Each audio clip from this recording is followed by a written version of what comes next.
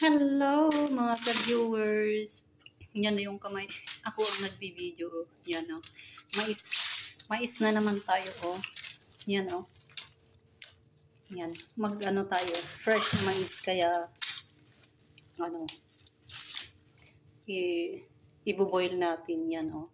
Nahawakan ko. Akong humahawak. Yan o si Mr. ang ano. Tatanggal ng ano niya. Yan. Yan. Oh, masarap ang mais. Kain-kain naman ngayon summer, makakain tayo ng mais. Pag winter, wala na. Yan. At di hay the big fire. $50. $50 wahad. Yung isa pala ay ano, $50 lang ang isa. One piece Hindi wala pang $1 ang isa. By piece, ganyan ang ano nila dito. Ganyan. 2 pieces $1. 2 pieces. Yung dalawa daw, 2 pieces, $1.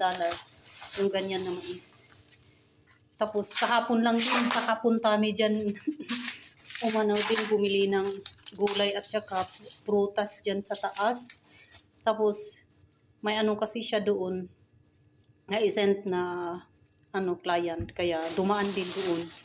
Sa pamilian din ng mga gulay, kaya bumili na naman. Tapos, lettuce na naman meron.